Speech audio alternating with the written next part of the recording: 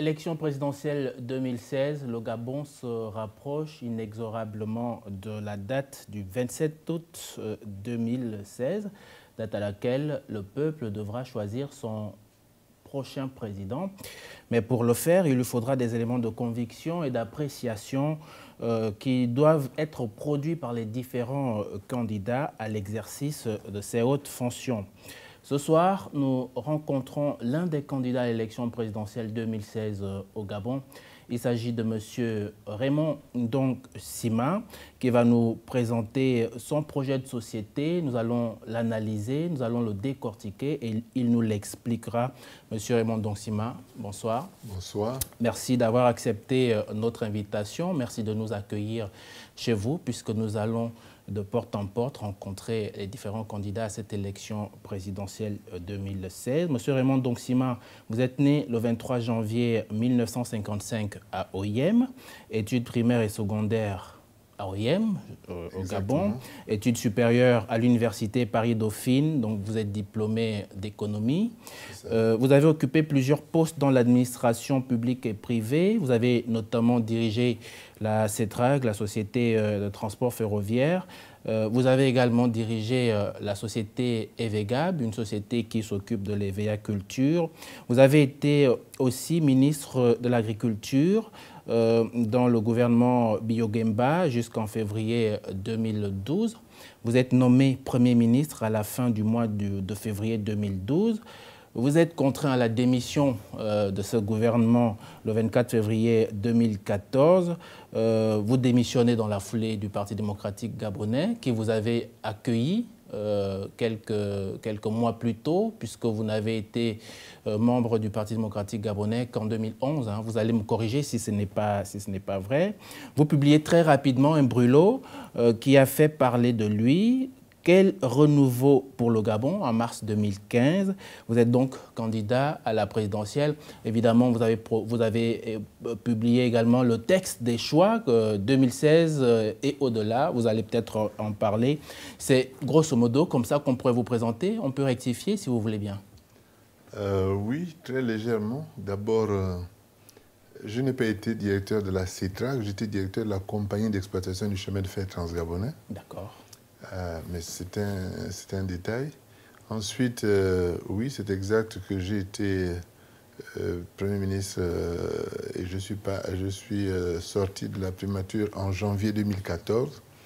Je n'ai pas démissionné immédiatement puisque ma démission du Parti démocratique gabonais date de mai 2015. Ça veut dire 1 an et quelques temps après. Et il serait tout à fait intéressant de suivre ce qui s'est passé pendant l'intervalle, mais je pense qu'on n'aurait pas assez de temps pour regarder ces aspects. Dans tous les cas, nous avons à peu près le temps d'un match de football, donc vous pouvez peut-être en parler. Alors, votre projet de société est intitulé « La voie d'une saine prospérité » et puis il y a un sous-titre « Mes valeurs, ma conception de la politique et mon ambition pour le Gabon ». C'est un peu comme ça que vous voyez votre projet de société. Il est articulé autour de 5 points essentiels: établissement et respect de l'état de droit, réforme de l'État et l'ajustement de sa taille à ses ressources, la stimulation d'une croissance durable, la clarification et l'organisation des bases d'une solidarité nationale, et puis il y a l'accélération de l'intégration sous-régionale. C'est un peu globalement comme ça que vous voyez votre projet de société. Qu'est-ce qui vous amène à briguer la magistrature suprême, M. Ndong Sima? Monsieur le Président, Monsieur le Premier ministre, que préférez-vous? M. Ndong Sima. M. Ndong Sima. Je crois qu'en faisant le rappel des 5 axes qui sont dans mon projet, vous avez compris tout de suite les raisons de la motivation de ma candidature. Ce que je dis, c'est que nous sommes dans une situation de crise qui est importante. Et cette crise n'a pas démarré en 2014 avec la chute des prix du pétrole. Contrairement à ce que les uns et les autres ont affirmé, la crise a commencé bien avant 2014. Et les éléments de cette crise sont à la fois d'ordre politique, d'ordre administratif, d'ordre économique et finalement d'ordre social. D'où les 5 axes de ma proposition qui sont d'abord un ensemble de réformes sur le plan politique. Qu'est-ce qu'on observe dans notre pays? Et qu'est-ce qui va se passer dans les prochains jours? Des contestations et des contradictions fortes sur le plan politique à l'occasion des échéances électorales. Je suis au regret de vous dire que d'ores et déjà, j'entrevois de graves contestations dans les prochaines semaines. Pourquoi? Il suffit de regarder les publications qui sont faites, les écarts que nous observons entre la population qui a été recensée dans le cadre du recensement général de la population et les électeurs qui sont déclarés sur les sites qui ont fait l'objet de ces recensements. Les écarts vont parfois du simple, disons, c'est multiplié parfois par 10. De tels écarts ne relèvent plus de l'erreur statistique, ça relève d'une démarche volontaire, délibérée de trafiquer les chiffres. Ce n'est pas possible d'avoir un village qui a 43 personnes déclarées comme habitants du village et 980 personnes qui sont électeurs dans ce village. Sauf si on trouve de l'or dans ce village ou du diamant qui peut justifier les intérêts économiques, comment fait-on pour multiplier par 20 le nombre d'électeurs dans un village? Encore que, voyez-vous, dans les 43 personnes, il y a des enfants qui sont des mineurs. Alors, combien y a-t-il d'électeurs réellement là-dedans? Donc, quand on regarde bien la configuration politique, nous avons une architecture politique qui se prête à des contestations. Nous avons une élection à un tour. Je crois que nous sommes bien un des seuls pays au monde où une élection aussi importante que le choix d'un président de la République se passe à un tour. Il y a quelques semaines, nous avons été le témoin de manifestations des magistrats. Ça ne s'était jamais vu dans notre pays. Des magistrats qui protestent en robe, qui se mettent dans la rue pour marcher. Qu'est-ce que ça dit? Ça veut dire que le corps de la magistrature se sent embrigadé, caporalisé. Il n'est pas libre de ses décisions. Mais quel pays peut marcher si la magistrature n'est pas tout à fait indépendante? Donc, nous avons besoin de faire des réformes politiques pour que le pays retrouve la sérénité dont il a besoin et qu'il regarde dans le futur avec beaucoup de sérénité.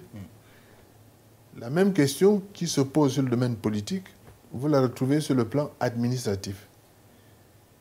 La charge de l'État en ce qui concerne son fonctionnement et en particulier dans la composante salaire des agents publics a atteint de tels niveaux que, avec la chute des prix du pétrole et la diminution des revenus de l'État, nous allons devant des problèmes. Il faudra bien choisir à un moment donné, qu'on le veuille ou non, c'est difficile à dire, difficile à entendre, mais c'est la réalité. Il faudra bien que l'on choisisse de faire un ajustement entre les niveaux de salaire que les gens touchent et les effectifs que l'État a, parce que les deux ne seront peut-être pas compatibles sur le moyen et le long terme avec les ressources que l'État va continuer à avoir. Donc ça, c'est un autre problème. Il faudra dégraisser l'administration publique? Je ne sais pas s'il faudra dégraisser, mais nous devrons faire des arbitrages entre garder le même niveau d'effectifs et probablement diminuer les salaires, ou bien garder le niveau de salaire qu'on a et diminuer les effectifs. Mais vous l'aviez déjà proposé lorsque vous étiez Premier ministre. Est-ce que ce n'était pas, ça n'a pas été accepté, ça n'a pas été mis en marche? J'avais proposé de mettre en route un projet de départ volontaire, parce que je crois qu'il y a un certain nombre d'agents publics de l'État qui n'ont peut-être plus envie de rester là, de continuer leur carrière là, et qui pourraient trouver à s'exprimer mieux ailleurs. Donc je suggérais d'encourager, de trouver une modalité d'encouragement et de séparation de l'État avec ces agents-là. C'est ce que j'avais effectivement commencé à faire. Le programme a été annoncé, il y a eu des appels à manifestation, et puis le projet n'a pas été poursuivi. Voilà. Alors, on va voir tout ça plus en détail dans la structuration de l'émission. Nous allons parler des questions de politique interne, politique extérieure, politique intérieure, de gouvernance sociale, de gouvernance économique, des questions liées à la culture, au sport, au tourisme et aux loisirs dans notre pays. Pour commencer avec les questions de politique intérieure, la sécurité, M. Raymond Dongsima. Les Gabonais sont de plus en plus victimes d'insécurité dans les quartiers de Libreville. Il y a aussi cette insécurité transfrontalière qui peut arriver des pays frontaliers au Gabon. On parle notamment de Boko Haram. Vous, président de la République, qu'est-ce que vous feriez, qu'est-ce que vous proposeriez en termes de réformes pour assurer la sécurité des Gabonais? Bon, je crois qu'il faut d'abord regarder le cours de l'histoire dans le monde entier. Quand vous regardez le monde entier, prenons l'Europe. Qu'a fait l'Europe depuis 30-40 ans? Elle n'a pas arrêté de s'étendre et de renforcer des frontières communes pour, en quelque sorte, mutualiser ses moyens de faire face à un certain nombre de problèmes. C'est aussi un moyen de renforcer sa compétition économique. Mais quand même, la question des frontières a été mutualisée entre ces pays. Ce qui est vrai pour l'Europe est vrai pour l'Amérique, est vrai pour l'Asie, etc. Regardez nos frères qui sont en Afrique de l'Ouest, à l'intérieur de la CEDEAO, ils en sont en train d'élargir ces frontières. Je crois que nous avons intérêt à mutualiser nos moyens au sein de la zone qui est la CEMAC et qui comprend les 6 pays que nous connaissons, et peut-être un jour de faire en sorte que cette CEMAC s'élargisse un peu plus loin et qu'elle soit remplacée par une CEAC que nous avons créée sur le plan juridique, mais qui peine à trouver toutes ces marques. Je crois que c'est dans le cadre d'une mutualisation des moyens qu'on peut faire face à une menace forte comme celle que nous voyons avec Boko Haram. L'exemple, nous venons de le vivre. Lorsque le Cameroun s'est trouvé attaqué et que le Tchad s'est trouvé également sujet à des attentats, c'est bien la coordination des moyens d'action entre le Cameroun, le Tchad et le Nigeria qui a été la première réponse qui a permis peut-être de tempérer, de limiter ces derniers temps les actions qui commençaient à devenir très fortes.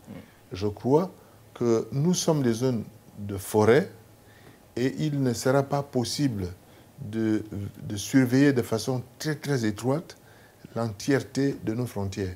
Il faut donc qu'une partie de ce travail, nous le déléguions à d'autres personnes pour notre compte, parce que la frontière serait surveillée assez loin de nous, comme nous aussi, nous devons surveiller pour le compte de nos voisins une partie des frontières. Donc je crois à cette mutualisation des moyens. Je crois aussi qu'il est essentiel que les états civils qui permettraient d'avoir une connaissance fine de qui est qui à l'intérieur de l'espace et qui permettrait aux services de police et d'investigation de l'ensemble des pays de regarder cet état civil des uns et des autres, cet extrait de casier judiciaire que les uns pourraient avoir.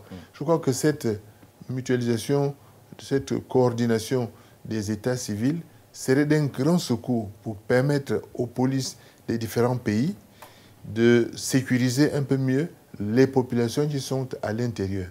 Maintenant, il y a une autre forme de délinquance qui n'est pas liée à Boko Haram, qui est liée simplement au fait que chaque fois que la situation économique dans un pays se dégrade, on assiste aussi à une montée d'une certaine forme de délinquance. Donc, nous avons besoin pour cela de relancer l'appareil économique et de relancer les appareils sociaux qui sont des amortisseurs pour éviter qu'une partie de la population ne sombre dans la délinquance. Donc ça c'est pour les questions de sécurité intérieure et extérieure aussi. La défense nationale, est-ce que vous aurez une idée des effectifs que, par exemple, l'armée gabonaise devrait avoir? Peut-il y avoir de recrutement? Qu'est-ce que vous feriez de la défense nationale? La question de la défense nationale est une question qui rentre dans le cadre de ce que je viens d'indiquer. Par exemple, nous avons vu en 2013 qu'un navire, un pétrolier, après avoir chargé au large à Port-Gentil, a été attaqué par des pirates et détourné. Il est clair que les accords entre les pays de la sous-région mettent en place des mécanismes de surveillance maritime. Si les côtes qui nous sont communes au Cameroun, à la Guinée équatoriale et au Gabon, ainsi qu'au Congo, ce sont des côtes très importantes. Je rappelle que le Gabon, à lui tout seul, compte 800 km de côte, il est clair qu'une mutualisation des moyens de défense à cet endroit est essentielle parce que nous pouvons ensemble surveiller les côtes les uns pour les autres. Un acte de piraterie fait au Congo et des bateaux fuyant vers le nord de l'Afrique, il passe par les côtes gabonaises et vice-versa. Donc une mutualisation est nécessaire. Quant à la question de savoir quels seraient les effectifs de l'armée, en réalité, la question est quel type d'armée nous allons mettre en place. Et quelle est l'armée que nous avons besoin d'avoir. Vous voyez, dans certains pays, on met au service de l'armée, on demande à l'armée d'accomplir certaines missions des missions sociales ou des missions économiques. Si nous avons besoin de ça, nous savons déjà que dans l'armée gabonaise, il y a un volet qui est le génie militaire.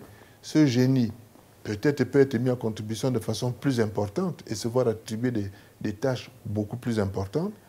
Il faut donc savoir quel est le type d'armée et quelles sont les missions que nous envisageons de donner à cette armée. Est-ce que ce sont seulement des missions défensives ou bien ça peut être des missions d'intérêt général portant sur les questions sociales et économiques pour les domaines qui ne présentent peut-être pas une rentabilité économique et seraient susceptibles d'intéresser les opérateurs économiques privés. Donc c'est une question sur laquelle il faut savoir qu'aujourd'hui, le choix en matière militaire est un choix qui dépend d'abord des missions qu'on donne à l'armée et ça dépend aussi du niveau de technicité qu'on décide de se donner dans cette armée.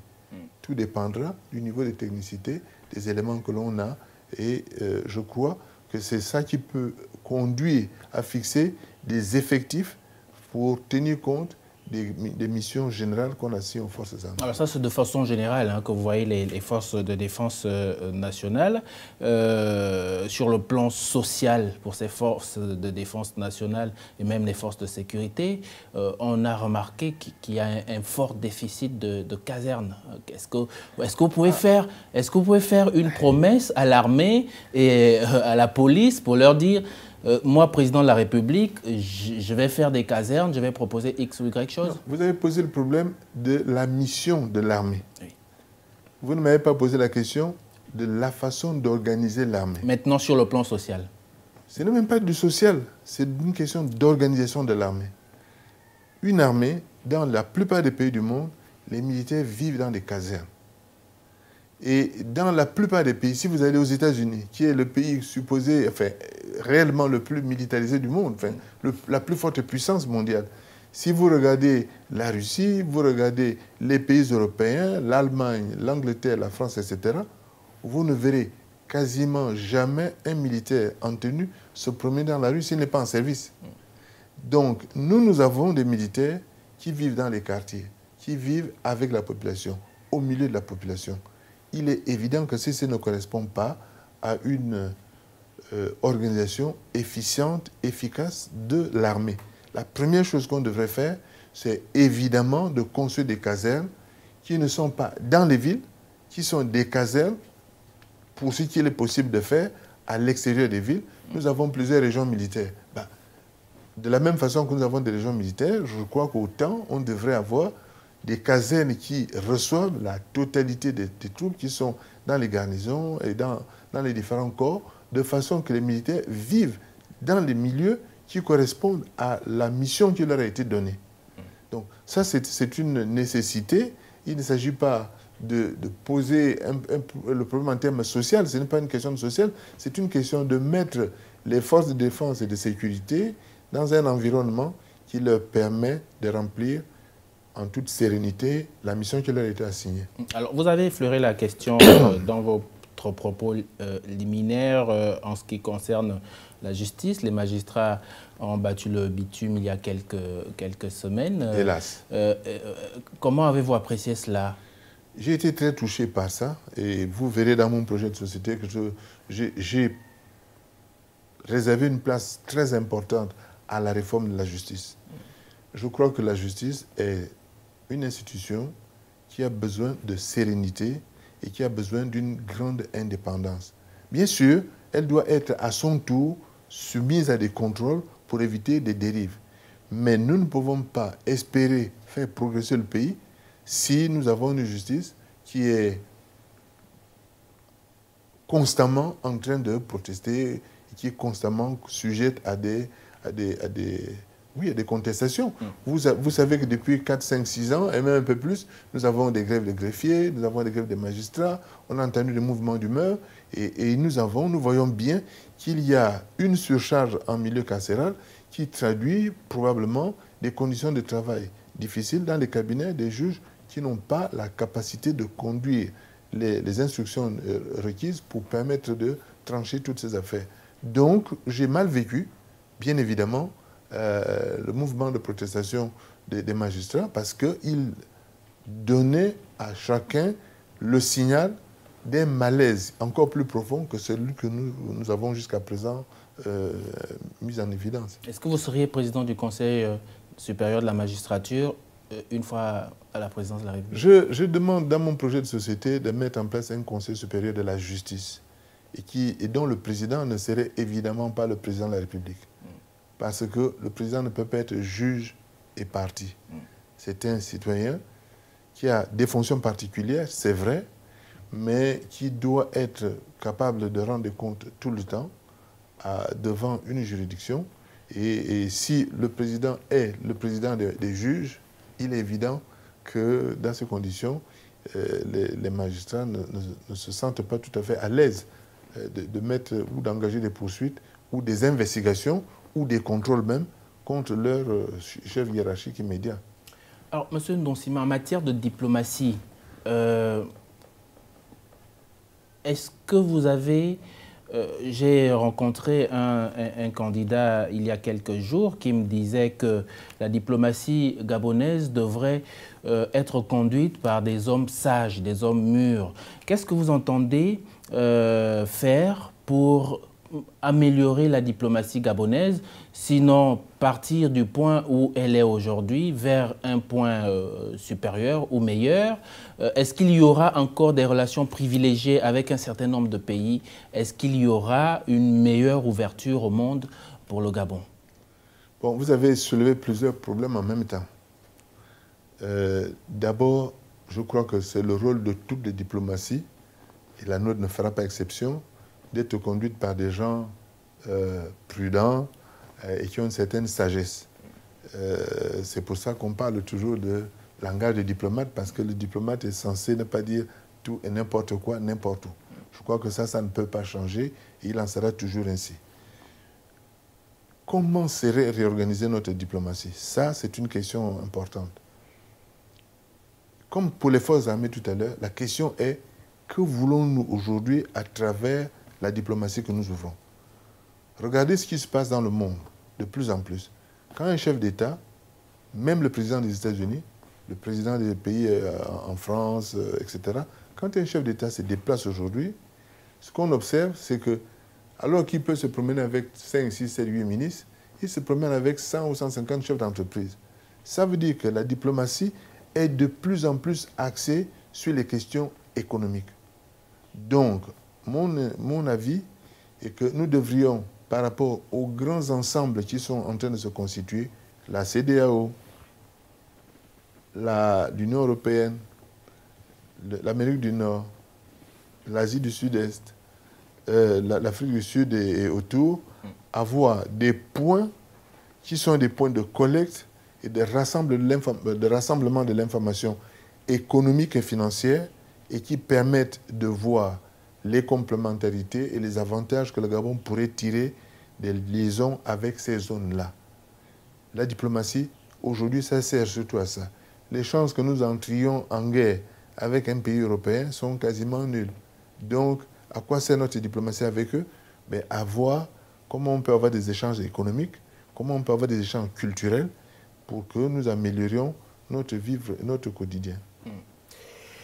Nous allons passer à la deuxième grande enveloppe de cette émission. Nous allons l'ouvrir tout de suite pour parler des questions de gouvernance sociale. L'éducation, la formation, j'imagine, M. Ndonsima, que ces deux aspects, vous les portez très haut dans votre cœur, puisque étant économiste, vous entendez que l'économie du pays peut être boostée si les hommes sont bien éduqués et bien formés. Que pensez-vous du système éducatif gabonais aujourd'hui? Le système éducatif gabonais à l'heure actuelle est totalement déphasé. Il est déphasé du point de vue de son organisation. Il est déphasé du point de vue de son contenu. Nous envoyons des enfants à l'école de plus en plus. Ça, tous les Gabonais l'ont compris. Quelles que soient leurs conditions sociales, ils mettent les enfants à l'école. Mais ces enfants que nous envoyons à l'école, nous ne nous assurons pas que nous les mettons vers des filières qui vont représenter des débouchés d'emploi pour eux. Donc la question est faussée depuis le départ. Elle est faussée et nous nous retrouvons lorsque les enfants ont dépassé le stade du baccalauréat, qu'ils sont à l'université ou dans des écoles de cette nature, avec des gens qui finalement ont des formations qui ne conduiront à aucun emploi dans le domaine où ils ont été formés. Il faut donc se poser la question depuis le départ. Mais il faut se poser la question bien avant ça. Est-ce que l'organisation de notre système scolaire actuel est pertinente? Est-ce qu'elle est efficace? Je vous répondrai non. Elle ne l'est pas du tout, même pas un tout petit peu. Par exemple, si vous êtes dans un quartier comme celui où j'habite, vous voyez que les jeunes enfants qui ont fait une scolarité normale dans les classes primaires, qui ont le concours d'entrée, enfin il n'y a plus de concours, mais qui rentrent en 6e à 11 ans par exemple, 10 ans, 11 ans, ben, ils doivent passer ici à 5h30, 6h du matin pour se rendre au lycée Léon-Bas ou bien au lycée technique, c'est-à-dire très très loin de leur domicile. Au cœur de mon projet de société, il y a une hypothèse forte, très forte, qui est à la fois une hypothèse d'ordre scolaire, mais d'ordre d'infrastructure, mais également qui tient à une volonté de relancer le pouvoir d'achat, de rendre du pouvoir d'achat aux familles. En réalité, ce qu'il faut, c'est redessiner l'intégralité de la carte scolaire des enfants. De telle sorte que, c'est l'hypothèse principale que je fais en matière d'éducation, d'abord et avant tout, aucun enfant ne devrait aller à l'école à plus de 30 minutes à pied de son domicile. C'est-à-dire que vous allez construire des écoles? C'est évident. Personne n'a plus de 30 minutes à pied de son domicile. Pourquoi? D'abord parce qu'en faisant cela, on s'assure que les enfants qui arrivent le matin à l'école ont la même fraîcheur, tous les uns et les autres, pour assimiler les leçons, les cours, les matières qui leur sont dispensées par les enseignants. Ça, c'est une première contrainte. Mais il ne suffit pas de dire que personne ne doit aller à plus de 30 minutes à pied. Il faut aussi dire que nous ne devons pas dépasser de salles de classe. Aucune salle de classe ne devrait dépasser idéalement 25 élèves, mais par tolérance, 30 élèves par salle de classe. C'est de cette manière-là que la charge de travail des enseignants sera ramenée à un niveau qui est raisonnable et qui leur permettra de prendre le temps de surveiller chacun des élèves dont ils auront la charge pour leur permettre de recevoir les leçons. Mais ça a une conséquence économique aussi. Aujourd'hui, dans le budget des ménages, celui dont les enfants qui vivent dans un quartier comme celui-là, mais ceux qui vivent encore plus loin, PK12, etc., PK15, et plus loin encore, ou bien Malibé, quand ils doivent aller à l'école, les parents doivent débourser des sommes d'argent de plus en plus fortes pour payer le transport de leurs enfants le matin. Si vous établissez une carte scolaire qui réduit de façon systématique la durée de trajet des enfants, vous rendez aux parents, aux ménages du pouvoir d'achat. C'est de l'argent dépensé en moins dans le transport et qui sera de l'argent en plus dans le budget que le ménage utilise pour sa consommation, pour les autres affaires dont il a besoin. Donc vous voyez, c'est une combinaison. Ce n'est pas seulement un problème concernant le contenu de l'enseignement, c'est d'abord un problème concernant les infrastructures, la définition du contenu de l'enseignement et le pouvoir d'achat que les familles, les ménages récupèrent à l'occasion de cette opération. Et en ce qui concerne le contenu, il est essentiel que les académies disposent de conseils d'orientation dans lesquels le contenu pédagogique est discuté non seulement avec les enseignants et les ministères, etc., mais aussi que les employeurs, les syndicats patronaux, etc., soient mis à contribution pour éclairer ce que sont les visions sur le moyen et long terme des perspectives d'emploi qui arrivent sur le marché. Parce que sinon, nous continuons à pousser les enfants dans des filières qui n'ont pas de débouchés. Et dans ces conditions, nous créons nous-mêmes un chômage structurel de très long terme.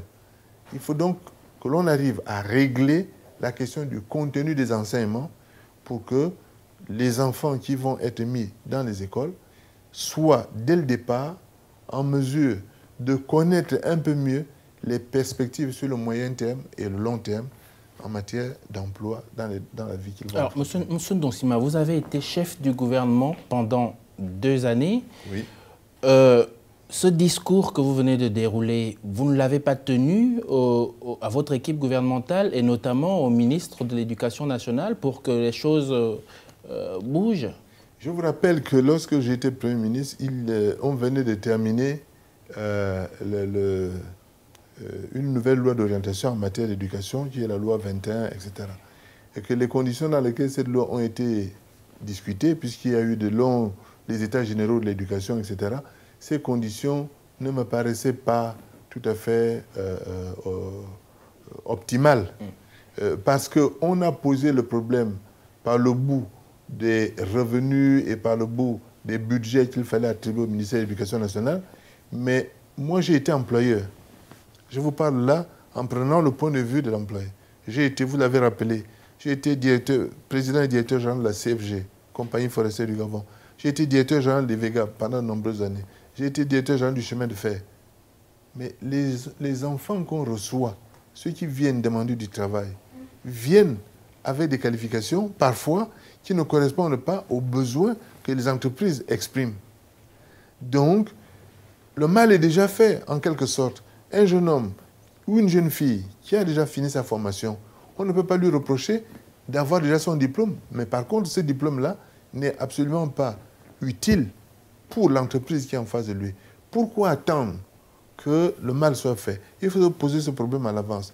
Et je crois que lorsque les états généraux ont été faits, cette voie-là n'a pas été suffisamment entendue. On est allé beaucoup plus vers la définition des budgets, etc.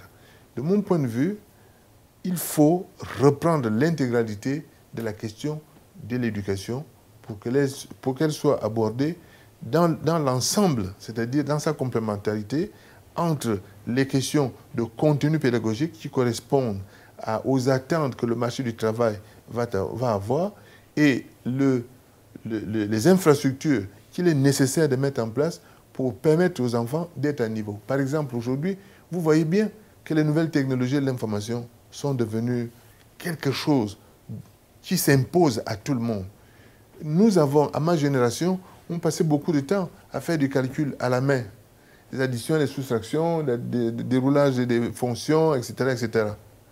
Mais vous voyez bien qu'avec n'importe quelle machine à calculer maintenant, n'importe quel téléphone, à plus forte raison les ordinateurs, ces calculs-là vont devenir de moins en moins utiles. Donc, il sera bien sûr nécessaire d'expliquer, d'apprendre dans les cours la mécanique qui conduit à une équation, mais le temps que l'on perdait à faire ce calcul, à le dérouler en son intégralité, bon, ce ne sera plus nécessaire. Je me rappelle le temps fou qu'on mettait à faire les inversions matricielles.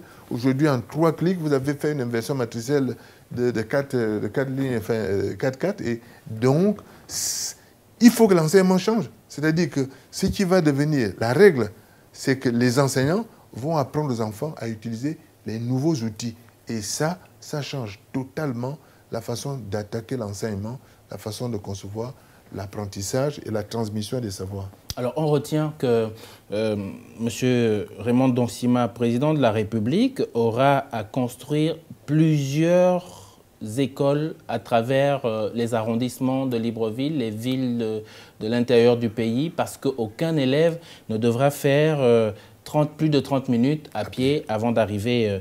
une nouvelle carte scolaire. Une nouvelle carte scolaire. Alors, pour ce qui est de l'enseignement supérieur, le président Omar Bongo Ondimba avait un certain nombre de projets de construction d'universités à travers le pays.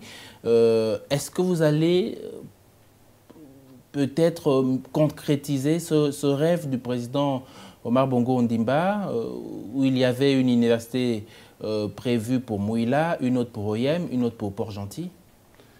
Il est clair que nous devons regarder l'offre de formation que nous avons dans le pays. Et cette offre de formation doit correspondre à la montée en puissance des enfants qui sortent des lycées et collèges et qui arrivent à la classe de terminale et qui obtiennent un bac. Il faut bien que ces enfants-là se voient proposer des créneaux et des filières de formation. Oui, si je suis président de la République, je relancerai le projet des universités. Ça, c'est évident. Mais il faut, à mon sens, même l'université de Libreville, il faut reposer entièrement le problème de cette université.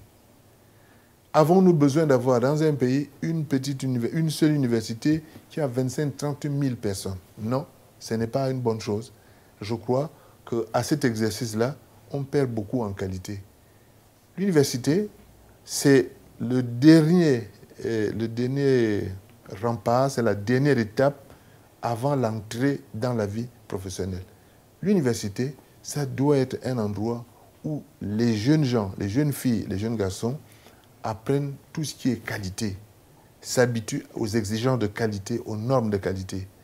C'est-à-dire vivent dans des bâtiments qui sont de qualité, ont accès à des infrastructures de qualité. C'est ce qui leur permettra de projeter dans la vie professionnelle ce goût et ce besoin de qualité.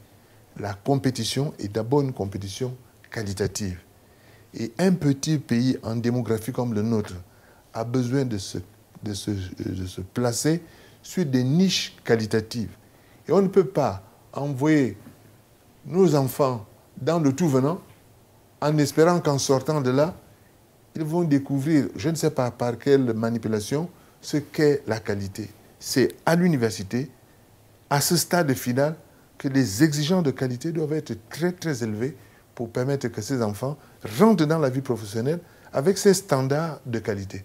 Donc oui, il faut relancer les universités, mais il faut surtout relancer la qualité à la fois dans le contenu et dans le contenant de ces universités. Est-ce que vous allez maintenir les bourses, notamment pour les étudiants qui vont à l'extérieur du pays?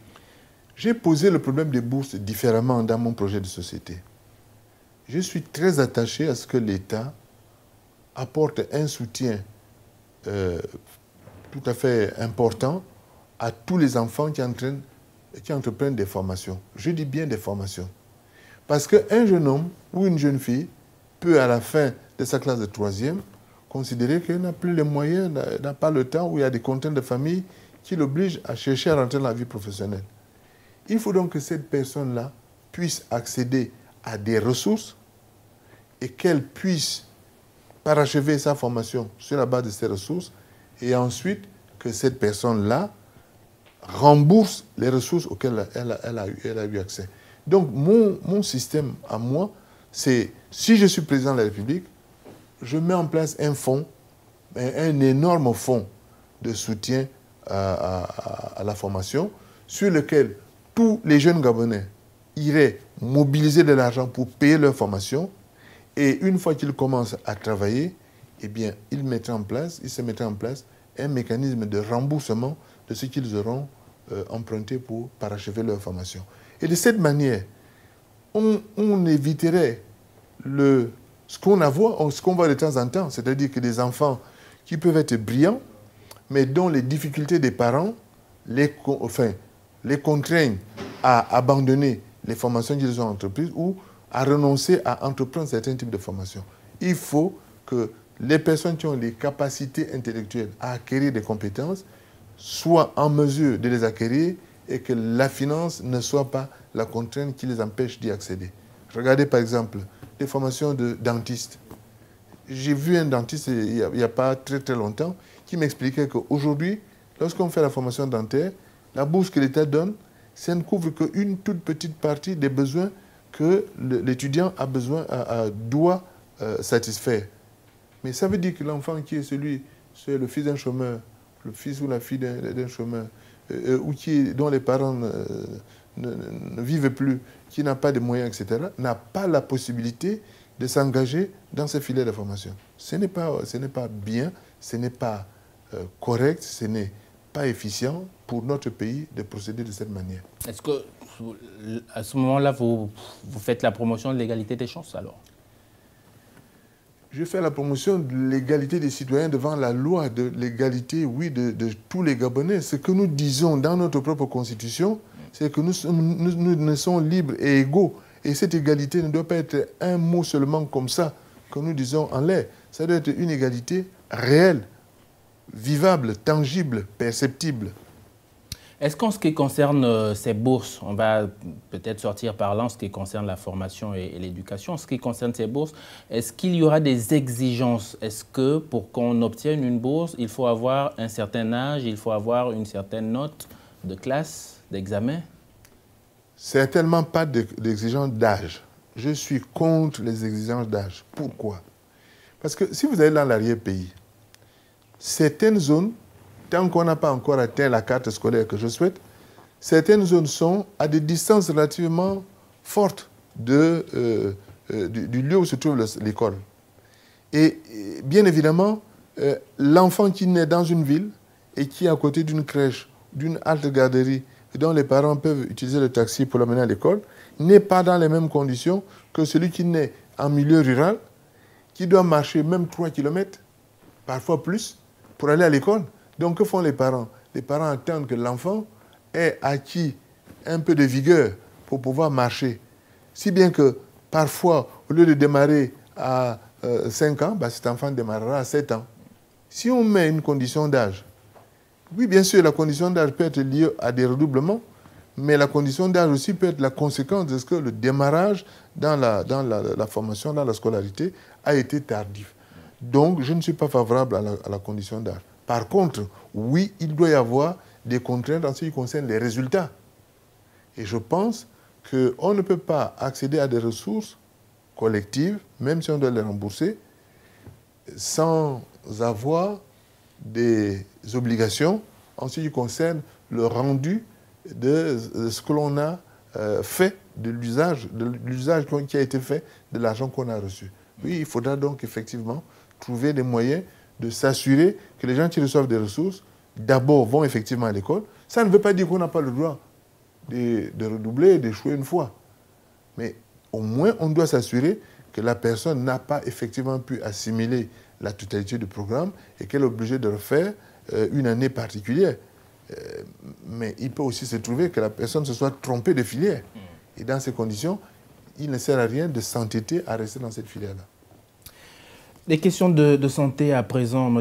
Raymond Donsima, candidat à l'élection présidentielle du 27 août 2016 prochain. Les questions de santé. Monsieur le Président Ali Bongo Ondimba vante les mérites de son action en matière de santé avec notamment ses hôpitaux de référence visibles dans les grandes agglomérations. C'est déjà un bon pas. Vous avez été son Premier ministre pendant 2 ans. Ça veut dire que vous avez en quelque sorte contribué à la réalisation de ces projets. Le Président a mis l'accent sur la construction de grands hôpitaux. Il serait malhonnête de ne pas reconnaître que de grands hôpitaux ont été construits. La critique que l'on formule souvent sur ces hôpitaux, et je fais partie de ceux qui formulent cette critique, c'est qu'ils ont coûté beaucoup plus cher qu'ils n'auraient dû le faire. Ça, c'est un autre problème. En réalité, il ne fallait pas faire venir le matériel de pointe ou Non, pas du tout. Ils ont été réalisés souvent dans des contrats qui étaient des contrats de gré à gré. Ça veut dire en entente directe. Et ça, tout le monde sait que les marchés en entente directe vous amènent à une surfacturation. Ça veut dire qu'un hôpital qui aurait pu coûter 20 milliards, vous le retrouvez à 30-35 milliards. Donc, c'est 2 problèmes différents. Avoir construit les hôpitaux est une bonne chose. À quel coût ont-ils été construits? Ça, c'est une autre question que je soulève généralement. Mais je pose aussi un autre problème. Si vous regardez bien la carte des hôpitaux, nous avons une certaine transversale qui est faite. Ça veut dire que vous avez des hôpitaux forts à Libreville, vous en avez probablement à Port-Gentil et encore à Lambaréné, vous en avez à Franceville, mais quid de Mouila, Ngouni et Nyanga, et quid du Wellington au Gouevindo. Les hôpitaux, si vous avez besoin d'un problème d'imagerie, un scanner, n'importe quoi de cette nature, et que vous vous retrouvez soit dans le Wellington, dans le Gwevindo, dans l'Angounié, dans la Nyanga, ben, vous n'avez pas d'autre solution. Il faut venir jusqu'à Libreville. Donc, la critique que l'on peut faire aux hôpitaux que le président a fait, c'est que leur distribution n'a pas été une distribution équitable.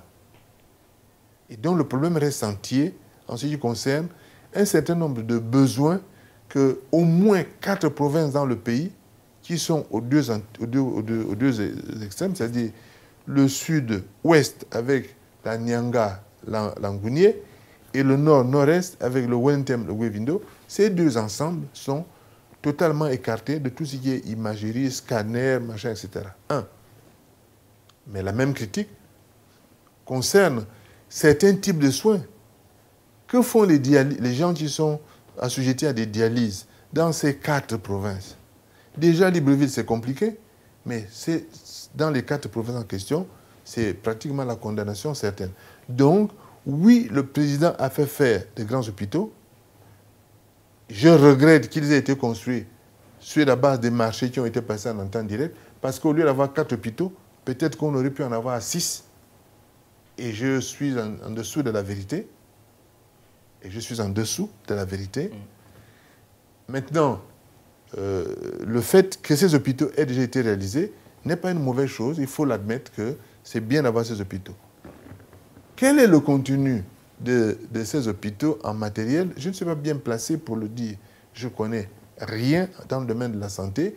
C'est aux médecins qu'il faudrait poser la question de savoir si les équipements qui ont été mis en place correspondent bien aux besoins qu'ils ont.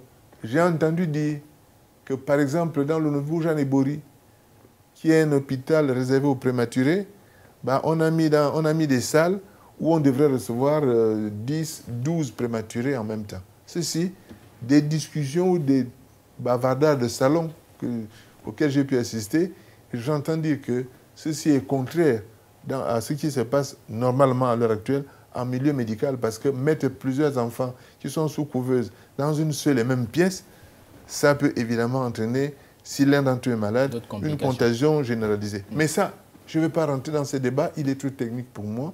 Je pense que... Alors, vous parlez de ces hôpitaux, vous avez pointé un certain nombre de regrets, mais pour améliorer cela, ça on pense que c'est déjà un acquis, mais vous, qu'est-ce que vous feriez pour améliorer le tissu sanitaire? Vous avez déjà parlé des 2 pôles, nord-nord-est et sud-ouest. Qu'est-ce que vous feriez pour améliorer le tissu sanitaire? En tout premier lieu, il faut 2 hôpitaux, un à Mouila, un à Oyem, c'est clair, pour être capable de recevoir les populations de ces deux ensembles. Et quand je dis hôpitaux, c'est des hôpitaux de 3e génération. Je rappelle que le Premier ministre, j'ai signé des conventions là-dessus, sur des marchés qui avaient été sur financement à 100% de l'État tchèque, et que ces projets, la NGT n'a pas voulu les entériner, alors même que les coûts de financement qui étaient affichés étaient très, très, très compétitifs en comparaison de ce qui a été fait par la suite. Mais je crois surtout qu'il faut remettre la prévention au centre, parce que les grands hôpitaux constituent des points terminaux. Je pense que quand vous faites l'intérieur du pays, ce que je fais beaucoup, ce que vous voyez, c'est des gens qui sont malades. C'est une dégradation de la santé publique de façon généralisée et de façon permanente.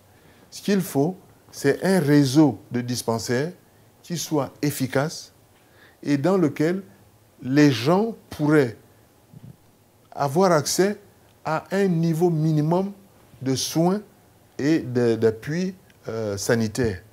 C'est ce réseau-là qui devrait être, à mon avis, la vraie base du système sanitaire que nous avons. Aujourd'hui, quand on prend dans les cantons, vous avez dans un canton 1, 2, 3 dispensaires, etc.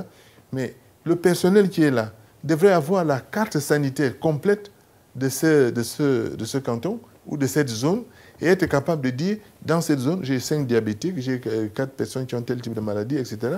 Et leur apporter de façon préventive les soutiens qui leur permettraient de faire face par anticipation aux problèmes qu'ils ont. Je crois que la remontée vers des grands hôpitaux doit être l'étape presque ultime, alors que les dispensaires ont déjà fait le gros du travail. Et dans ce cas-là, ces dispensaires pourraient même se retrouver avec 2 ou 3 lits d'observation permettant de garder la personne là pour lui permettre de faire la toute première partie de ses soins. Renforcer donc le réseau de dispensaires. La prévention, globalement. La prévention de façon globale, il faut qu'il y ait une meilleure prévention. Monsieur Raymond... Je peux vous donner un exemple. Vous voyez nos enfants qui sont dans les écoles primaires, par exemple. Combien d'enfants ont vu un dentiste dans ces écoles primaires toute leur vie? Personne. Ils n'en ont pas les moyens, ils n'ont pas accès à ça. Donc, si on était dans une logique préventive, ben, on éviterait à ces enfants beaucoup de problèmes par la suite, parce que les écoles primaires, étant dans le rayon des dispensaires, ben, les dentistes attachés à ces dispensaires pourraient faire la partie préventive pour éviter que des problèmes dentaires plus importants ne surviennent ultérieurement. Alors, en ce qui concerne la sécurité sociale, M. Raymond Donsima, au niveau de cette sécurité sociale, croyez-vous que l'instauration de l'assurance maladie universelle a pu résorber un certain nombre de difficultés? Est-ce que cette assurance a été efficace pour les populations? Si oui, pourquoi? Sinon, qu'est-ce que vous entendez faire pour améliorer cela? Le principe d'une assurance médicale généralisée est un bon principe. La réalité, ce n'est pas dans l'assurance maladie qui a été mise en place, ce n'est pas là-bas que se trouve la difficulté. Elle se trouve dans la crédibilité à l'heure actuelle que le système sanitaire, que le système de couverture sanitaire a. Aujourd'hui, les grandes infrastructures telles que les pharmacies, les cliniques, etc., n'ont pas confiance à la CNAMGS. Donc, lorsque les malades se présentent dedans... C'est-à-dire à l'État. Malheureusement, lorsque les malades se présentent avec cette carte, eh bien, ils font l'objet d'un traitement. Ces malades font l'objet d'un traitement différencié. Soit on refuse carrément de les servir, soit on les repousse à un peu plus tard, plus loin, parce qu'il y a tellement de retard ou tellement de problèmes dans l'appurement des créances qui sont faites sur la CNAMGS que finalement le système perd tout son intérêt. Le système en lui-même, tel qu'annoncé, est un très bon système. Il faut un départ à tout. Oui, c'est un bon système de mettre en place. C'est un bon principe que de dire en termes de solidarité, et je tiens beaucoup à la solidarité, en termes de solidarité, pour limiter la fracture sociale qui se fait. Ceci est un élément de cette solidarité. Mais pour que la solidarité soit jouable, viable, il faut qu'elle reste crédible financièrement.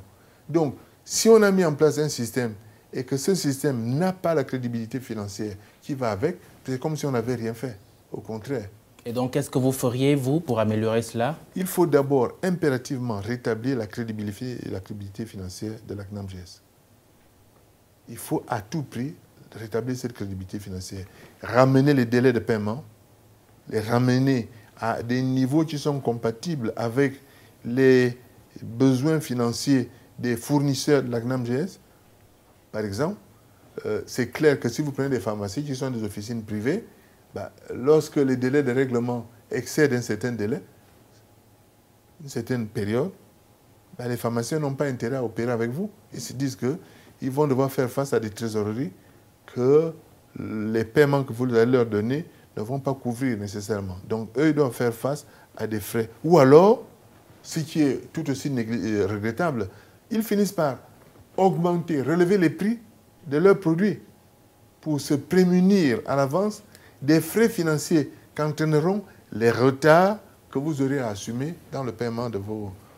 Donc, ce n'est pas sain. Il est impératif, nécessaire, urgent de rétablir la crédibilité financière de la CNAMGS pour lui permettre de payer dans des délais plus courts, de faire face à ses obligations financières. Alors, il y a un taux de chômage important au Gabon, à peu près 35% de chômage dans la population des jeunes diplômés. On sait que le Gabon traverse aussi une crise financière aiguë en raison de la chute du prix du baril de pétrole, selon ce qu'officiellement le gouvernement dit. Qu'est-ce que vous feriez pour résorber cela? Vous vous opposez déjà à la raison pour laquelle le Gabon traverse cette crise, mais qu'est-ce que vous feriez? la crise n'a pas démarré avec le contre-choc pétrolier. Je suis formel, je l'ai réécrit dans mon ouvrage Le temps des choix 2016 au-delà. La crise a démarré bien avant le contre-choc pétrolier. Premier ministre, dès 2013, j'ai déjà tiré la sonnette d'alarme de façon très très forte en disant nous sommes en face de déficit budgétaire très important. Est-ce que vous vouliez, vous voulez donner du crédit à un certain nombre de déclarations qui avaient été faites par certains économistes déjà dès l'année 2009, au moment où Ali Bongo Ondimba prêtait serment, qui disait que le Gabon pourrait être en cessation de paiement et qu'il y aurait quelques difficultés économiques? Non, ça n'a rien à voir du tout, absolument rien. Lorsqu'on sort de 2008, la situation des finances publiques du Gabon est sérieusement apurée. Un effort avait été fait en 2008 pour apurer, payer les dettes, etc. et revenir à un niveau d'endettement très bas. Le mandat du président en 2009 a démarré sous les meilleures conditions possibles. Il a démarré avec un endettement très bas et il a démarré surtout avec des prix du pétrole qui se sont envolés. On a atteint des sommes qui jamais dans l'histoire de notre pays n'avaient été atteintes. Je vous rappelle que nous sommes allés jusqu'à 100-510 $ le baril de pétrole, avec des taux de change qui eux-mêmes étaient très élevés. Jamais le Gabon n'a eu autant d'argent que ce que nous avons eu en 2010, 2011, 2013, 2012, 2013. Pour ne prendre que ces 4 années continues, nous avons eu des ressources très importantes dans cette période. Donc, la prévision qui était faite en 2009 d'incapacité de paiement n'était pas réalisée avec ça. Ce qui s'est passé, c'est que nous avons pris un train de mesures, un certain nombre de mesures qui n'ont pas été économiquement efficaces. Par exemple, lorsque nous avons fait la CAN de 2012, ce n'est pas la CAN elle-même qui pose problème. C'est à quel coût avons-nous réalisé les travaux de la CAN. Un exemple gros comme, je ne sais pas comment le montrer, regardez un peu le stade omnisport. Président Omar Bongo. Voilà un stade dont les coûts de réhabilitation étaient affichés à un certain montant. Nous sommes 7 ans plus tard, 5 ans plus tard, les travaux ne sont toujours pas finis et les coûts ont été multipliés par 3, par 4, par 5. Pourquoi ce stade n'est pas fini? Quel était le montant qui était annoncé et à quelle montant de dépenses sommes-nous aujourd'hui pour la réfection de ce stade? Nous sommes allés de surfacturation en surfacturation, de dérapage en dérapage. C'est ça notre problème. Nous avons passé beaucoup trop d'argent dans des choses qui n'ont pas été vérifiées. On a mis en place l'ANGT, qui était supposée être une école de formation de l'administration à bien préparer les dossiers d'appel d'offres, à faire une bonne suivi des dossiers, etc. Personnellement, ce n'est pas un secret. Tout le monde sait que je n'ai pas été d'accord avec les agences. Que je n'étais pas d'accord avec les agences. Mais que dit le résultat aujourd'hui? Est-ce que l'histoire ne me donne pas raison? L'ANGT a été un gouffre et jusqu'à date d'aujourd'hui, j'attends de voir les comptes certifiés de l'ANGT. Mais pourquoi vous n'étiez pas d'accord avec les agences et que vous êtes resté là à travailler avec les agences? Que voulez-vous que je fasse? Que je démissionne, par exemple. Mais un soldat au feu n'abandonne pas la ligne de feu. On ne part pas parce qu'on n'est pas d'accord. Dans un système démocratique, on objecte, on dit, on oppose des arguments. Mais on reste dans le jeu démocratique. Je considère que les agences, ce n'est pas tellement les agences en elles-mêmes qui sont un problème. C'est la façon dont on a articulé les agences. Les agences auraient dû rester des instruments d'exécution du gouvernement et ne pas être associées à quelque niveau que ce soit à la politique de conception. La politique, la conception, elle devait rester du ressort du gouvernement. Or, les agences sont devenues les organes de conception, les organes d'exécution et les organes de contrôle. Donc, elles étaient juges et parties. Voici le résultat que vous avez.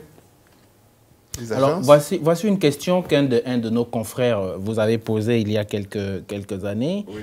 La trajectoire actuelle, M. Raymond Donsima, est-elle bonne? Et vous répondez absolument, même si l'on ne va pas à la vitesse souhaitée. Oui. La trajectoire était bonne. Oui. La question a été posée en quelle année? En 2013. Nous avions une bonne trajectoire. Nous avions une bonne trajectoire. Mais j'ai bien dit dans cette affaire, dans ce dossier, en répondant à cette question, que nous n'avions pas la vitesse qui convenait. Si vous prenez le dossier du logement, prendre comme politique de l'habitat que l'on va construire des logements, c'est une très bonne trajectoire. Avons-nous eu le nombre de logements qui correspondait aux besoins que nous avions? Non. Ça veut dire que la vitesse d'exécution n'a pas été au rendez-vous. Donc, nous avons maintenu des déficits sur un plan social qui sont des déficits très importants. Et vous, en tant que chef d'orchestre, vous êtes à la manœuvre, vous êtes à la baguette. Donc, en réalité, l'équipe devrait suivre le battement. Non, pas du tout. Justement, ça fait partie des questions que j'ai posées.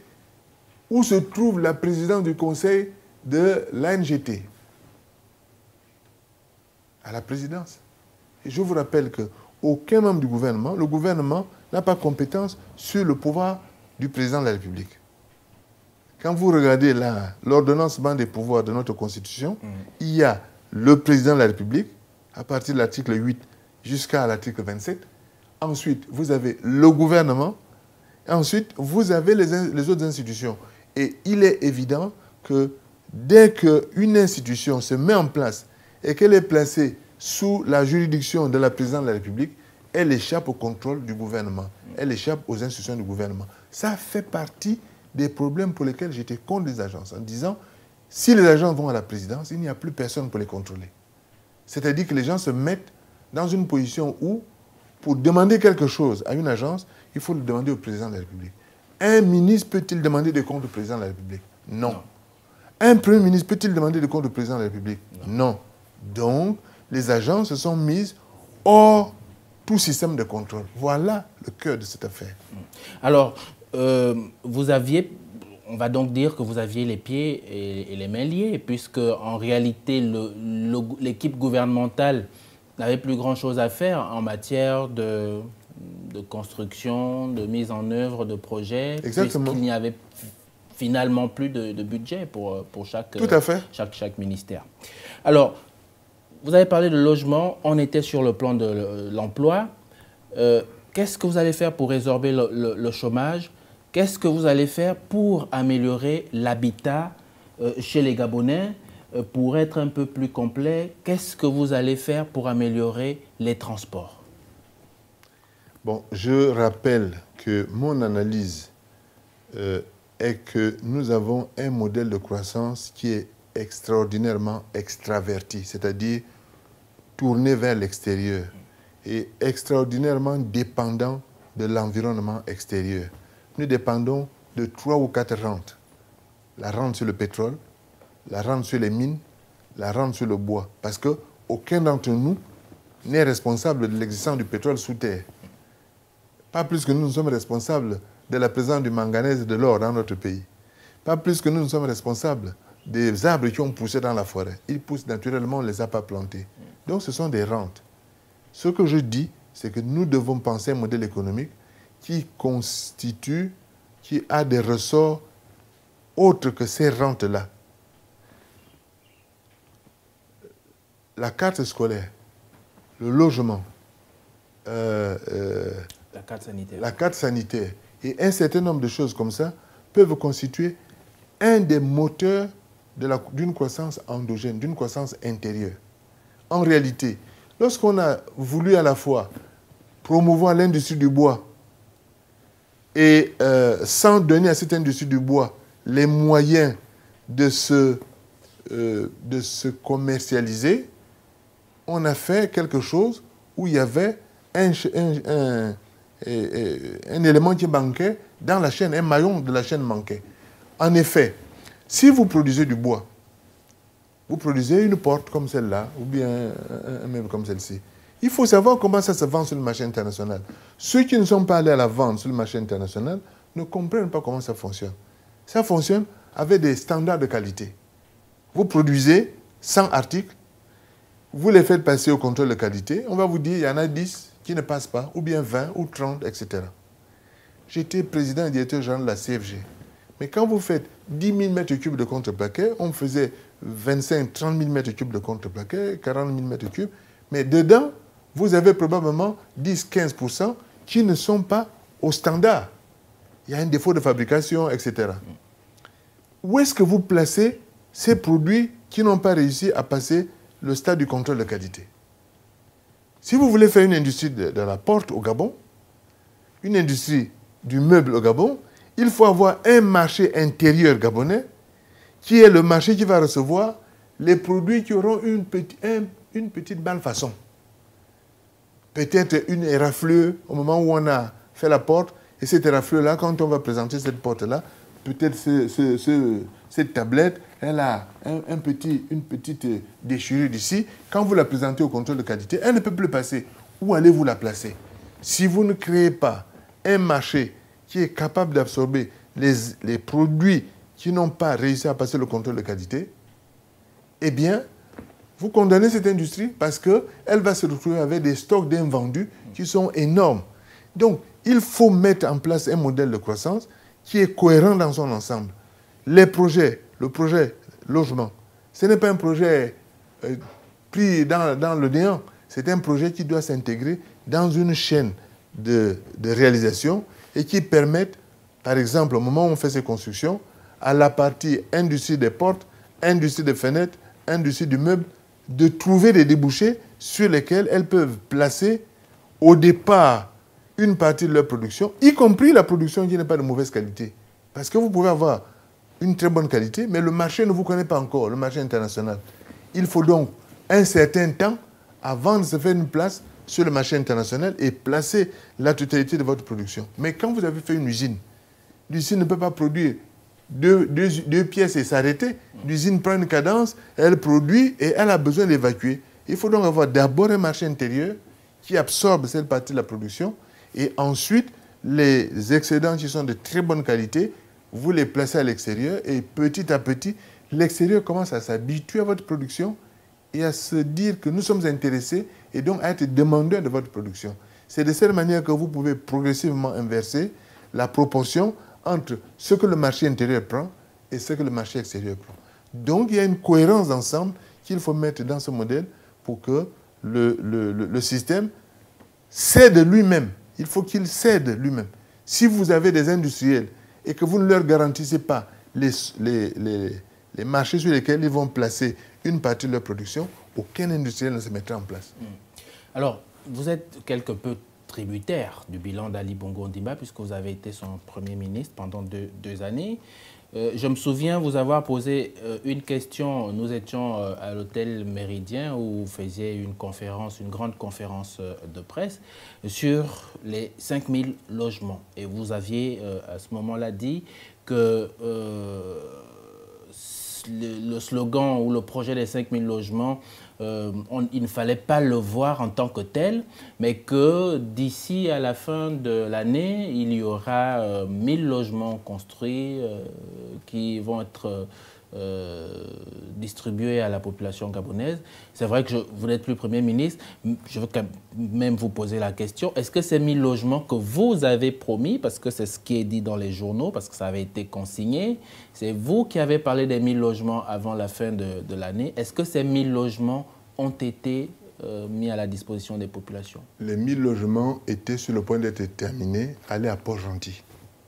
Allez regarder où se trouve le stade de Port-Gentil. Faites le tour. Vous verrez les très nombreuses maisons qui étaient déjà arrivées au stade de linteaux et sur lesquelles il ne manquait que les toitures à poser.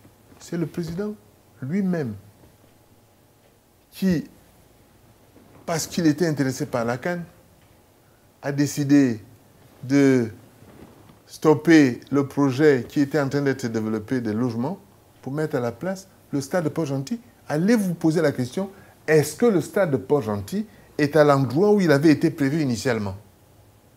Et s'il n'y est pas, combien de logements sont juste à proximité de ce stade, inachevés, alors qu'ils auraient dû l'être.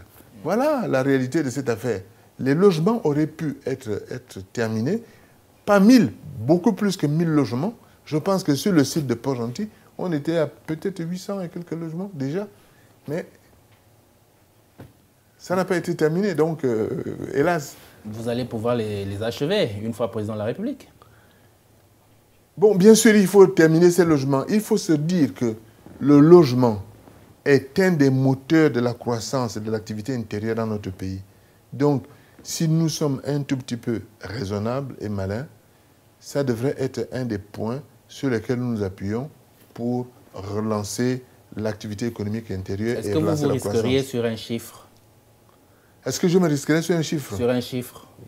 Non, je ne me risquerai pas sur un chiffre. Je l'avais déjà dit quand j'ai fait ma déclaration de politique générale. La question du nombre de logements par an est mal posée. Parce que, en réalité, vous pouvez avoir 3 000 logements par an, 5 000 logements, mais c'est une question de vitesse dans l'exécution du programme.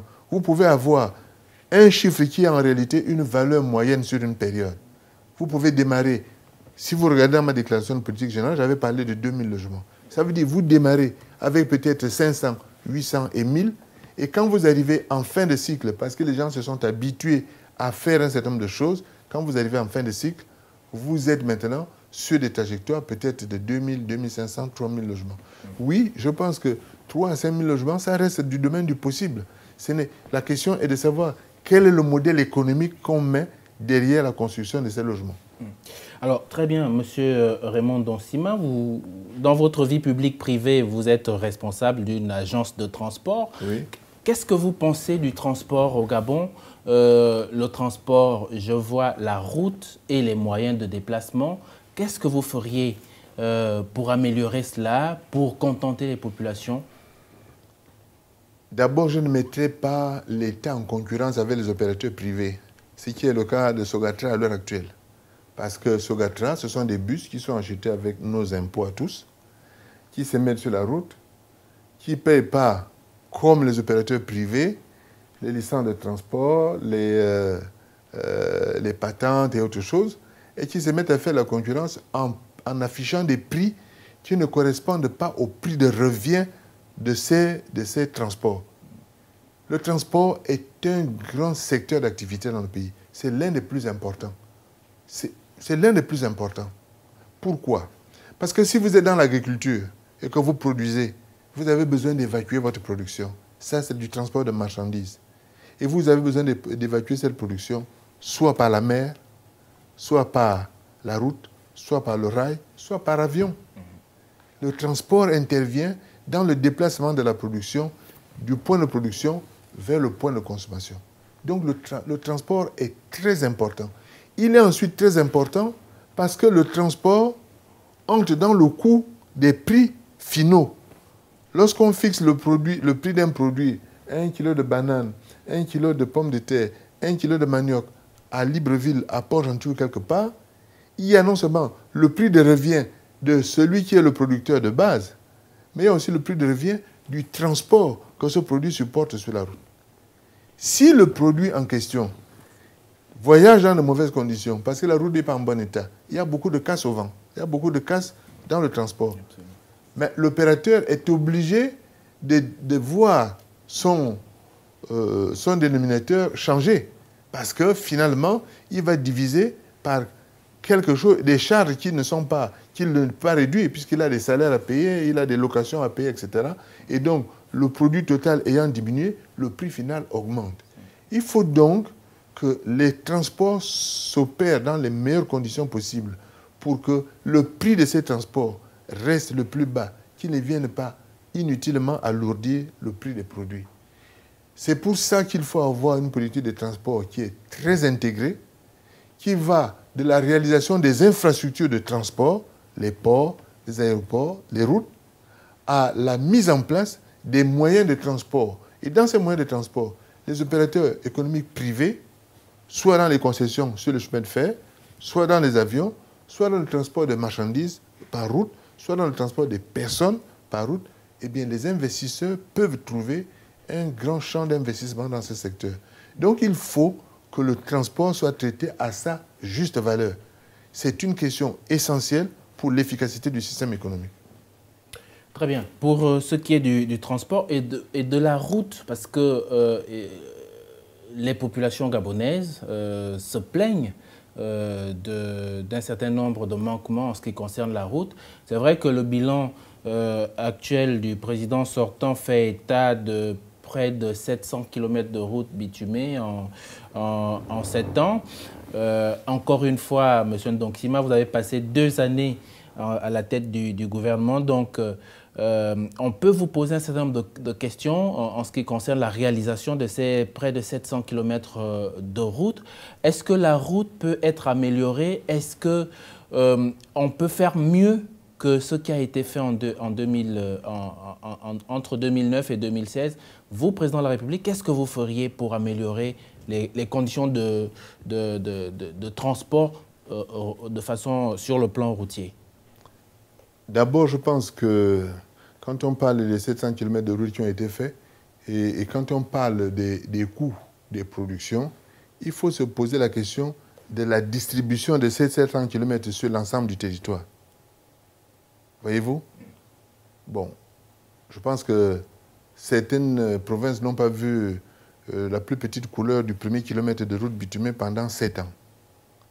Mais si vous prenez sur des axes qui ont vocation à alimenter les grands centres de consommation, une grande partie de notre consommation jusqu'à présent vient, c'est bien ou malheureux, mais vient du Cameroun. Je vous signale que si vous faites la route d'Oyem via Medoune sur Libreville, vous avez 150 km en moins. Ça veut dire de la consommation en moins, ça veut dire normalement un prix de revient sur le produit en moins que l'on retrouverait sur les marchés de Libreville, c'est-à-dire dans la poche des consommateurs.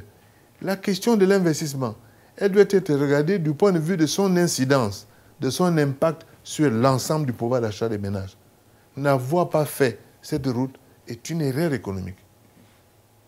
C'est une erreur parce qu'on n'a pas permis d'alléger le pouvoir d'achat de cette manière-là. Mais comment faut-il attaquer la question de route? Est-ce qu'elle a été bien abordée là-dedans? Bien sûr, il y a des zones qui ont été désenclavées. Et dire que ça n'a pas été bien, ce ne serait pas correct. La route, par exemple, si vous allez jusqu'à Tchibanga, j'étais à Tchibanga encore l'autre jour, quand vous traversez le pont sur la Bagno, c'est une bonne chose le pont sur la Bagno. Mais nous revenons toujours à la question que j'ai soulevée. La question c'est, ce pont-là, il a été réalisé à quel coût? Si on compare avec le coût du marché, il a été réalisé à quel coût? Est-ce qu'il a été réalisé au juste prix? S'il n'a pas été réalisé au juste prix, ça veut dire que nous avons fait une mauvaise affaire. Financière, j'entends. Donc, il faut ouvrir les routes, il faut les ouvrir partout. C'est une bonne chose de faire la route Mouila, Tchibanga, Mayumba. C'est une excellente chose. C'est une bonne chose parce que nous avons besoin d'aller dans toutes les parties du territoire, mais il faut qu'il y ait une distribution équitable de l'effort et une distribution qui satisfasse des objectifs économiques dans la réalisation des projets que nous faisons. Donc, comment on ferait demain?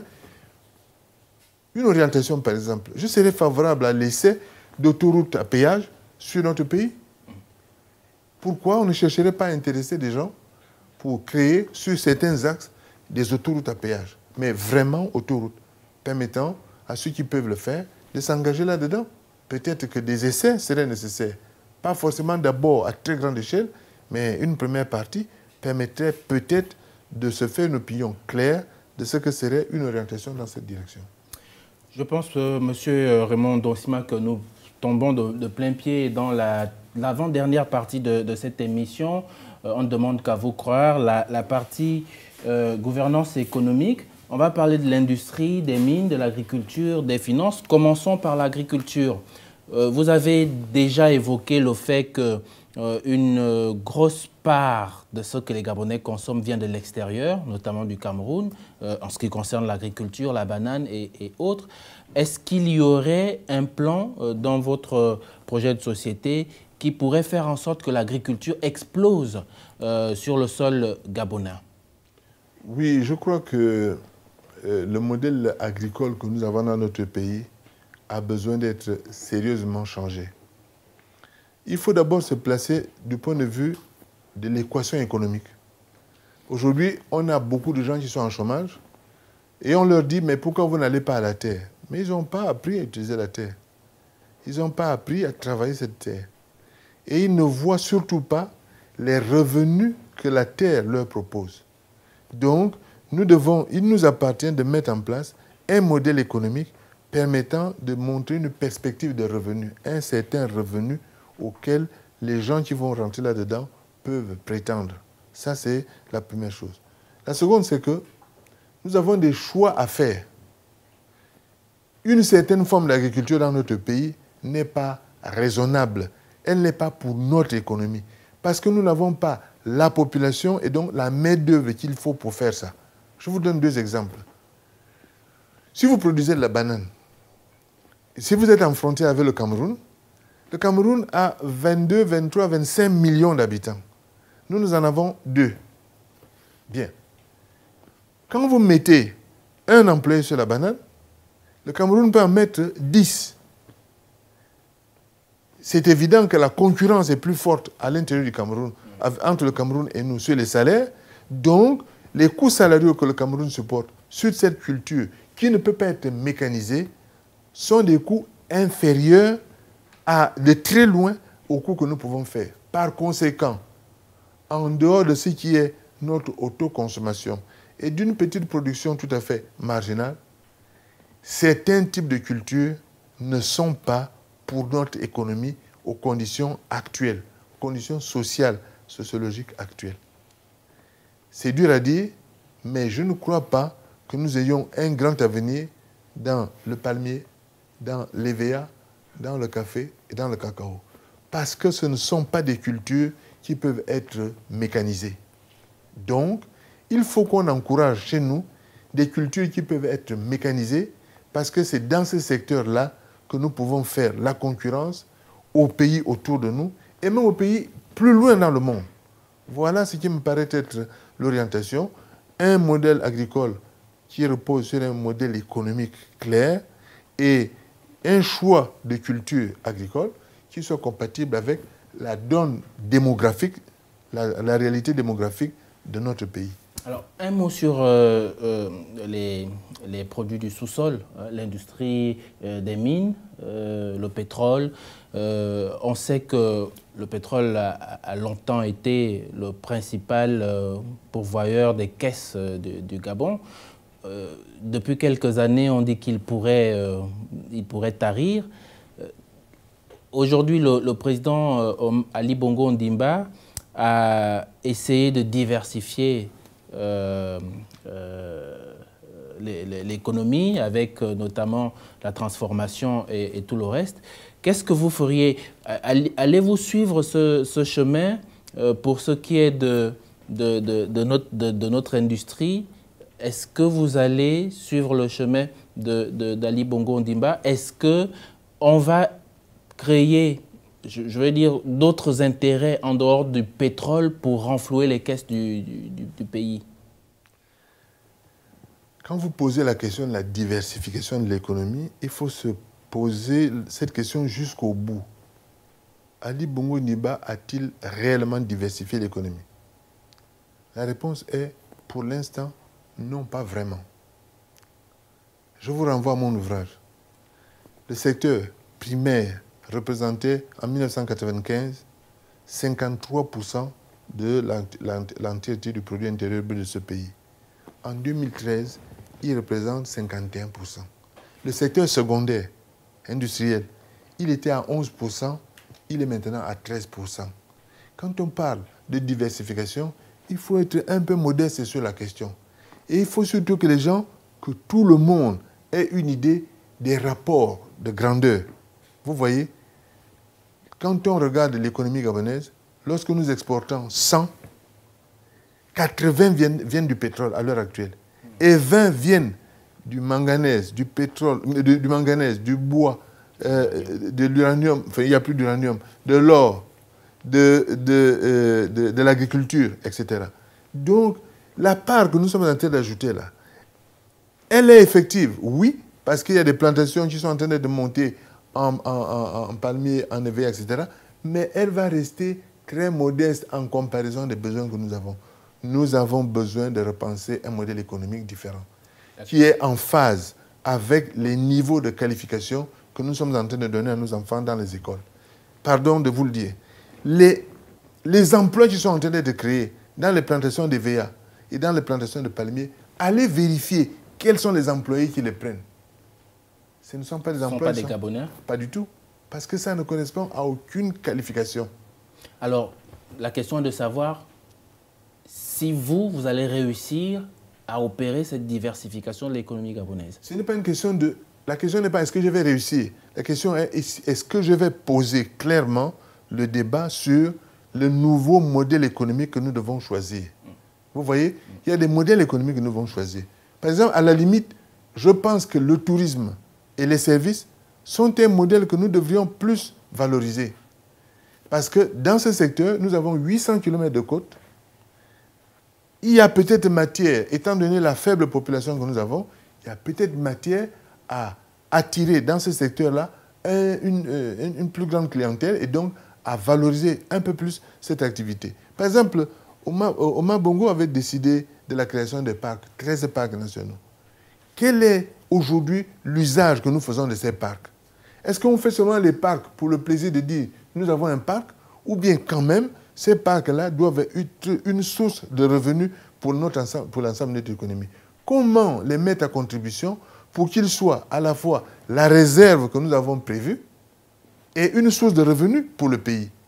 Parce que sinon, ça ne nous servirait à rien d'avoir consacré 13-15% du territoire national à des parcs qui, finalement, sont exclus du champ d'exploitation économique. Alors, si vous parlez de parcs, et il nous reste 5 minutes, M. Raymond Donsima, avant la fin de cette émission, vous parlez de parcs nationaux. Il y a une grande question nationale aujourd'hui qui concerne les éléphants. Oui. Les populations sont en conflit avec ces animaux-là dans leurs plantations. Le président Ali Bongo Ondimba ne veut pas qu'on tue les éléphants. Certains candidats à l'élection présidentielle aujourd'hui, eux, ont déjà clairement annoncé qu'ils abattraient ou alors ils ordonneraient qu'il y ait des battues en ce qui concerne les éléphants qui viendraient déranger les populations dans les villages ou dans leurs plantations. Quel est votre point de vue là-dessus? Je pense qu'il faut faire la politique de ces moyens. Et d'abord, commencer par se poser la question, pourquoi les éléphants se rapprochent des zones d'habitation? Peut-être que nous avons pris des décisions qui sont contradictoires. Par exemple, nous intensifions l'activité d'exploitation forestière ou bien l'activité minière. Nous envoyons les gens de plus en plus dans les forêts qui vont déranger les éléphants et les autres animaux dans les zones où ils s'étaient repliés et qui les obligent à remonter vers les zones habitées. Il faut déjà que nous ayons une politique claire en matière d'exploitation forestière. C'est d'abord à cet endroit qu'il y a une contradiction. En second lieu, le principe c'est, oui, effectivement, il ne faut pas abattre les animaux, les éléphants, parce qu'ils peuvent faire partie de ce que j'ai appelé tout à l'heure une politique de tourisme à grande échelle. Quand vous allez au Kenya, quand vous allez dans ces pays-là, vous voyez que les gens se déplacent pour aller voir ces animaux. Donc ça peut devenir pour nous le cas dans le futur. Mais avant qu'on en arrive là, il faut bien que l'on trouve les compensations qui s'imposent par rapport aux populations qui sont victimes de ces dégradations de leur culture. On ne peut pas simplement dire aux gens, vous ne pouvez pas abattre, mais vous n'avez pas de compensation lorsque les animaux ont altéré. La question est, avons-nous les moyens de dédommager les populations qui sont victimes? Si on n'a pas les moyens, ben, il faut les laisser aller jusqu'au bout de leur battu, qui, je rappelle, n'ont rien à voir avec les battus que font les braconniers. Les populations qui abattent un éléphant, en passant, elles l'abattent au voisinage, aux frontières de leur culture. Je crois qu'on confond là aussi la question de la battue organisée par les braconniers et d'une battue qui peut être de temps en temps organisée en périphérie ou à l'intérieur des plantations. C'est deux choses totalement différentes. Donc, sur le principe, je crois qu'il faut que nous fassions un effort parce que dans ce potentiel animal, etc., il y a pour nous, dans le futur, des perspectives de gains pour nous-mêmes ou pour les générations futures. Mais par contre, il faut, de temps en temps, être capable de dire, sur ce point, eh bien, nous sommes obligés d'organiser une battue parce que nous avons besoin de protéger les populations, ou alors nous devons mettre en place, si c'est possible, les ressources permettant de compenser les gens qui ont été l'objet de cette dégradation, de les compenser financièrement, de leur donner la contrepartie financière qui leur permettait d'être dédommagés du préjudice qu'elles ont subi. Alors, dernière chose pour terminer cette émission, Monsieur Raymond Donsima, la question de culture, de loisirs et de sport. Où est-ce que vous les classez dans votre projet de société? Qu'est-ce que vous proposez vraiment en 2-3 minutes? Qu'est-ce que vous proposez aux populations?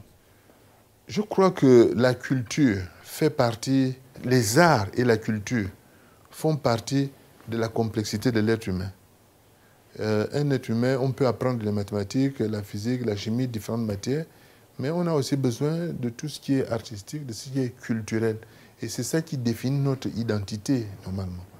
Donc, je crois que quand je parlais tout à l'heure de la carte scolaire, je n'ai pas été en position, en mesure de développer jusqu'au bout, mais ce que je disais là-dedans, c'est que normalement, dans les espaces de cette carte scolaire, de la même façon qu'on doit avoir cette carte-là, on devrait avoir une carte des espaces ludiques, des espaces culturels, pour permettre que, à côté de l'apprentissage des matières de base que peuvent être la chimie, la physique, les mathématiques, etc., les langues, qu'il y ait aussi des espaces qui sont réservés à l'apprentissage, à l'amélioration de nos connaissances en matière de culture, d'information générale, en matière d'art, puisque nous avons, dans l'ensemble de ce pays, un art qui nous est propre, un art qui est assez ancien, et nous avons aussi l'art qui vient un peu de l'extérieur. Donc, il faut considérer que dans la formation des gens, des enfants, garçons et filles, à côté des matières de base, il est essentiel de mettre une place pour tout ce qui concerne l'art, les arts, la culture, le loisir, parce qu'il faut savoir aussi se divertir, et le sport, puisque comme vous le savez, un sportif est en général quelqu'un qui est en bonne santé. Donc le sport participe à la bonne santé de la population. Il faut donc encourager la population globalement à participer au sport. Regardez un peu dans la ville aujourd'hui. Vous voulez courir, vous n'avez le choix qu'entre le bord de mer, qui est assez dangereux, et les rues de Libreville, qui sont tout aussi dangereuses. Donc, où allez-vous faire cette activité? Il faut développer des espaces ludiques, des espaces de loisirs, des espaces destinés au sport, pour permettre au plus grand nombre de personnes de pratiquer les sports qui peuvent les intéresser. Un mot sur les droits d'auteur et sur l'organisation de la CAN 2017. Les droits d'auteur, surtout dans le domaine de la musique, mais également dans un certain nombre de domaines où on voit que les gens qui ont écrit sont, entre guillemets, volés de leur production et n'en reçoivent pas le bénéfice. Regardez un peu le nombre de fois qu'on fait des duplicata, des choses, etc. Vous passez énormément de temps à écrire un livre, vous l'écrivez, et puis quelqu'un fait simplement la copie et va le lire. Vous avez les charges et la personne qui récupère ça accède à un niveau d'information ou à un plaisir auditif ou visuel qui n'est pas sain. Il n'est pas sain de procéder de cette manière. Il faut que les auteurs soient récompensés de leurs efforts et donc ils touchent la contrepartie de leur production. Quant à la CAN, la CAN, je pense que le Gabon a pris des engagements. Cette CAN-là est déjà, nous sommes à combien? À 5 mois maintenant de la CAN. Je pense qu'il sera difficile maintenant de prendre d'autres décisions. La vraie question est, au fond, cette CAN-là, qu'est-ce qu'elle nous laissera? Seulement des dettes ou bien des infrastructures utiles? Vous pouvez nous en dire quelque chose puisque vous étiez là en 2012? Ah non, j'étais là en 2012. Au moment où la CAN a été décidée, j'étais là effectivement. Mais je rappelle que lorsqu'on a choisi les lieux des installations, les lieux d'implantation des infrastructures, ces lieux d'implantation, je n'étais pas là. je crois que si on prend par exemple un cas typique, vous allez voir dans le Wellington, le stade qu'on dit stade Oyem n'est pas Oyem. Il est à mi-chemin entre Oyem et Bitam. Et je vous pose la question, quand la CAN sera finie,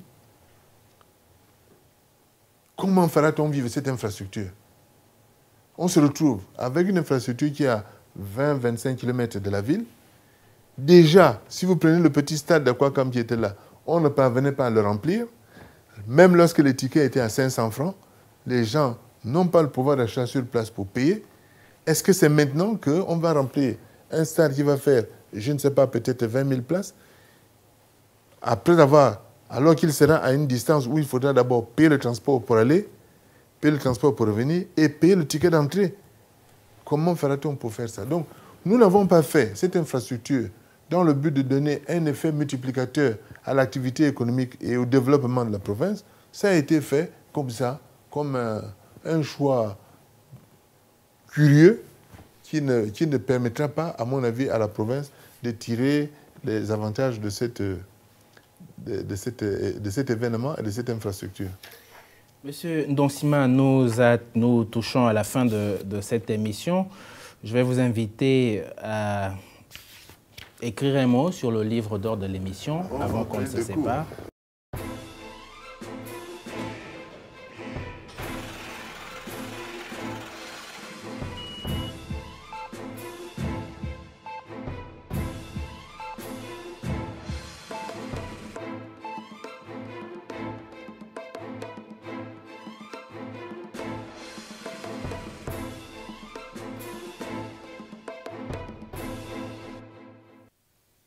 Voilà.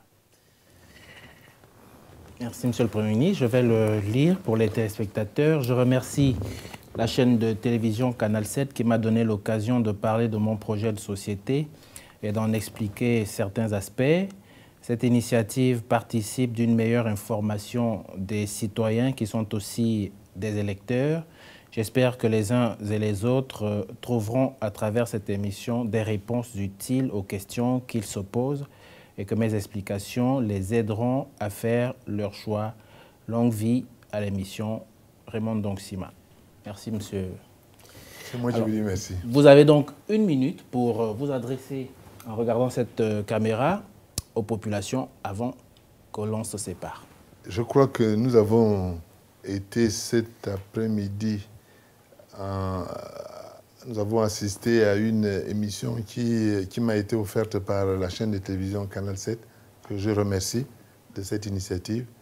Les élections qui viennent dans les prochains jours sont l'occasion de faire un choix sur les initiatives et les propositions que les uns et les autres ont formulées pour le pays.